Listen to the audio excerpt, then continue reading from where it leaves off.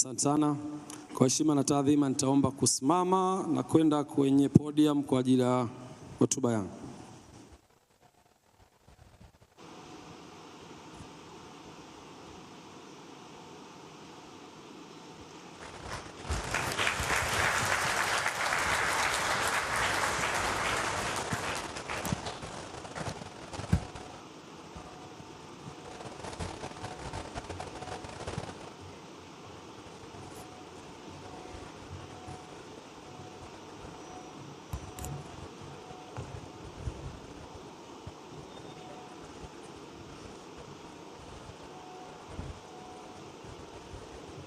Yanga oye! Yanga oye!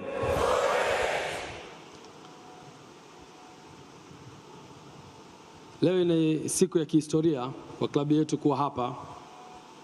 Historia hii inakwenda kutamatisha uongozi wetu kwa kipindi cha miaka minne ambayo nyie wanachama wa klabu Young Africans mlituamini katika mkutano kama huu miaka minne iliyopita. Kama nilivyosema awali, mkutano wetu utakuwa na segment mbili. Tutakuwa na segment ya kwanza inayokuwa ni mkutano wa kawaida, na baada ya hapo tutakwenda kwenye mkutano wa uchaguzi ambao utapata fursa ya kuwachagua viongozi wetu kwa miaka mingine minne. Nichukue fursa hii kwanza kuwashukuru wote ambao kwanza mlituamini na mkatupa nafasi ya kuiongoza klabu hii katika kipindi cha miaka minne. Imekuwa miaka minne yenye mafanikio kwa klabu yetu, ikiweka historia mbalimbali. Lakini kipekee tumepata ushiriki mkubwa wa wanachama na wapenzi wa klabu ya Young Africans katika kutuunga mkono kwenye uongozi wetu. Nichukue fursa hii pia kuwashukuru viongozi wenzangu. Arafat Haji, makamu wa rais wa klabu ya Young Africans. Tumpigie makofi kwa kazi nzuri aliyofanya. Nichukue fursa hii pia kuwashukuru wajumbe wa kamati ya utendaji. Tawataja mmoja baada ya mwingine kwa heshima. Munir Said, tafadhali simama. Tunakushukuru sana kwa mchango wako. Alex Ngai, asante sana kwa mchango wako. Gerard Kihinga, nakushukuru sana kwa niaba ya wanachama wa Young Africans. Rogers Gumbo, tafadhali simama. Yanga Makaga, asante sana kwa mchango wako mkubwa.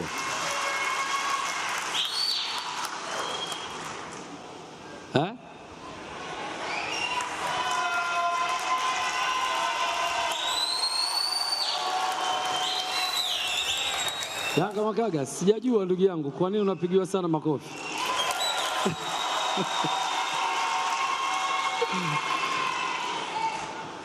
Yanga Makaga jina lake lina affiliation na klabu ya Young Africans. Haijaja kwa bahati mbaya.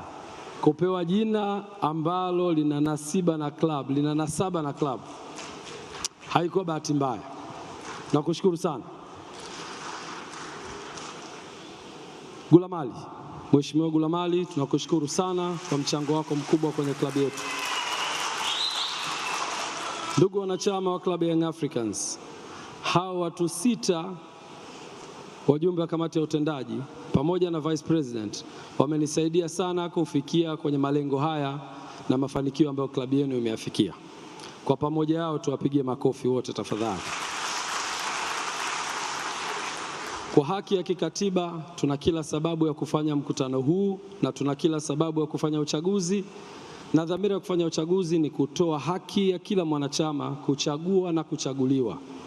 Tunapokwenda kwenye miaka mingine minne, naamini wako watu wazuri watabaki kwenye uongozi huu na wako watu wazuri ambao wamekaa huko wataingia kwenye uongozi huu, na hiyo ndio inavyotupa nafasi ya kuamini haki ya kuchagua na kuchaguliwa. Tuna kila sababu ya kutumia haki hiyo kwa ustadi mkubwa, kwa sababu uongozi wa klabu ya mpira wa miguu ni uongozi unaotaka umoja, mshikamano, mapenzi na dhamira ya dhati kabisa ya kuipigania klabu yetu. Na kuungana kwetu ndio kutatupa nguvu ya kuwashinda watu ambao tunashindana nao. Kwa hiyo niwaombe mchukue nafasi hiyo kuchagua watu sahihi watakaoweza kujenga umoja wa klabu yetu. Aidha, ningependa speech yangu isijikite tu katika msimu huu ambao tumekuwa na msimu mzuri, bali ibebe jumla ya miaka 4 ya uongozi wetu. Nilikuwa na vipaumbele 5 ambavyo nilisaidiwa na wajumbe wa kamati ya utendaji, na vipaumbele hivyo naweza kusema vimefanikiwa kwa asilimia kubwa sana. Kipaumbele chetu cha kwanza kilikuwa ni mabadiliko ya mfumo wa uendeshaji.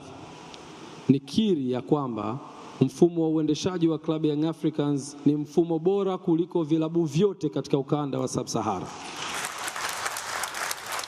Tuliweza kuwekeza na kupata msaada wa GSM Group kwenye kulipia gharama za transformation, tukajifunza na mfumo huo umelipa, na sasa tumefanya vizuri na kusaidia baadhi ya vilabu katika ukanda wetu wa Afrika kuja kujifunza hapa Tanzania kupitia klabu ya Young Africans. Tumeona vilabu mbalimbali vinavyotoka kwenye ukanda huu wa Afrika, vikiwemo vikubwa kabisa, vimekuja kujifunza kupitia klabu ya Young Africans. Lakini pia tuliweza kusajili wanachama, na mtaona kwenye mbao za matangazo hapa mbele yenu, Young Africans imefikia usajili wa wanachama 112,000, kuifanya klabu hii kuwa ni namba 2 kwa wanachama barani Afrika. Tujipigie makofi Young Africans.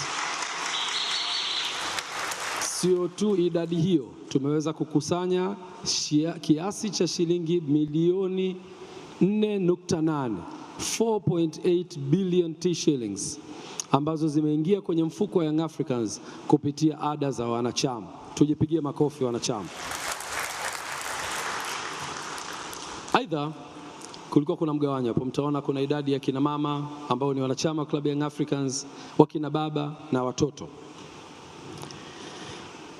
Na nitoe wito, bado tuna safari ndefu ya kuendelea kuihudumia klabu yetu, na sisi kama wanachama ndio mstahili wa kwanza wa kuijenga klabu yake. Hivyo tuendelee kulipa ada za wanachama, tuendelee kujenga umoja wetu kama wanachama, tufungue milango ya kuwaleta wanachama wapya ili klabu hii iweze kupiga hatua kadri siku zinavyozidi kwenda mbele. Ndugu wanachama, eneo jingine ambalo tulikuwa nalo katika huo mtiririko wa transformation ni kuifanya klabu yetu sasa kuendeshwa katika mfumo wa kisasa. Wakati tunataka kufanya transformation, tulikubaliana tunabadilisha umiliki wa klabu yetu, na klabu yetu sasa kupitia katiba yetu ya 2021 iliyosajiliwa tarehe 14 Disemba inatambua kwamba Young Africans itaweza kuuza sehemu ya umiliki wake kwa asilimia 49, ambacho ndio kikomo.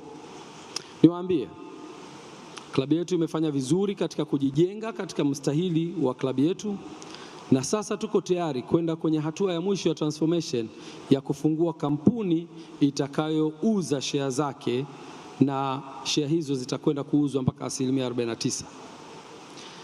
Kabla ya kuuza, tuliweza kufanya kitu kinachoitwa valuation, kufanya tathmini ya klabu yetu. Tulipita kwenye mchakato mzuri. Mchakato huo ukatoa fursa kwa makampuni yenye sifa za kufanya hivyo kuomba, na sifa hizo zikampa taasisi ambayo ilipewa jukumu la kufanya tathmini, na tulikuja kwenye mkutano huu tukathibitisha kwamba klabu yetu imepata thamani ya shilingi bilioni 100. Thamani hii ni mwaka mmoja uliopita, na hivi sasa tuna uwezo wa kuwa na thamani kubwa zaidi ya hiyo katika kipindi ambacho tumeweza kuprogress cha mwaka mmoja. Hatua hii ya kufanya tathmini ni hatua muhimu sana kwa maendeleo ya klabu yetu, lakini kwa maendeleo ya transformation. Huwezi kufungua kampuni mpya bila kuwa na kitu kinaitwa capital contribution.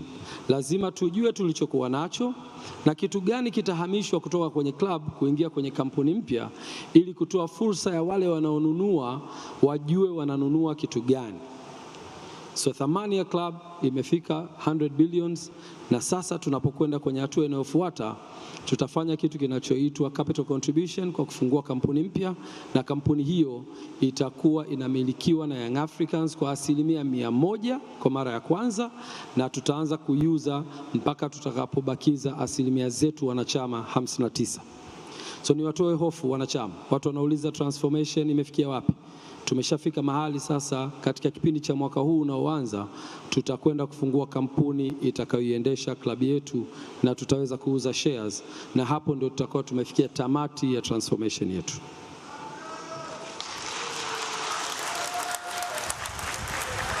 Ndugu wanachama, Klabu yetu Young Africans wakati tunaingia madarakani ilikuwa ina jengo Jangwani, na moja katika kipaumbele chetu kilikuwa ni miundombinu.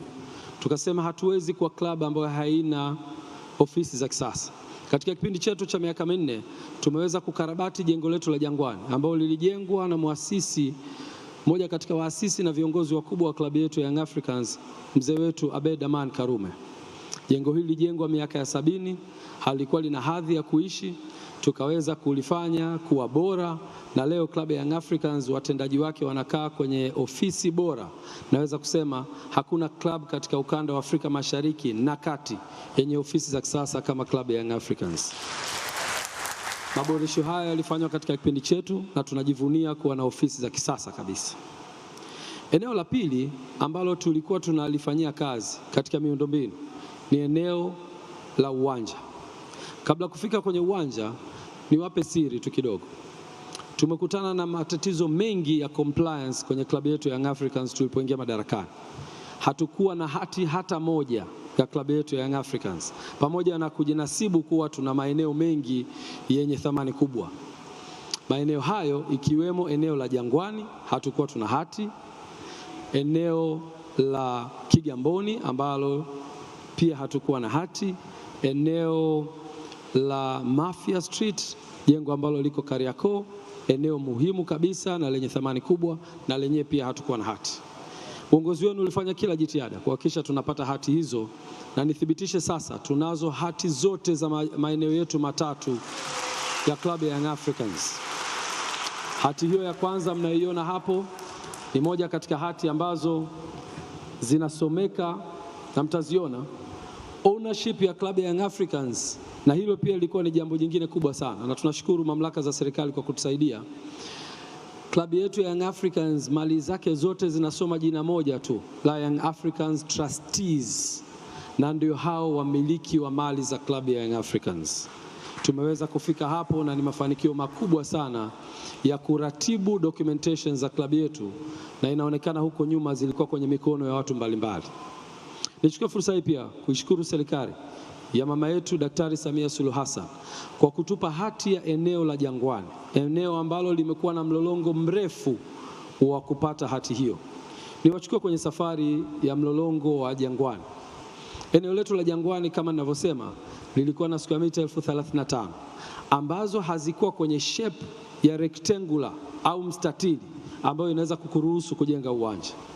Ulipokuja mradi wa Mto Msimbazi tukapewa options mbili. Moja, kulipwa fidia ili tuliachie, na ya pili kuliruhusu eneo hilo liwe sehemu ya mradi na baadaye kunufaika na mradi huo.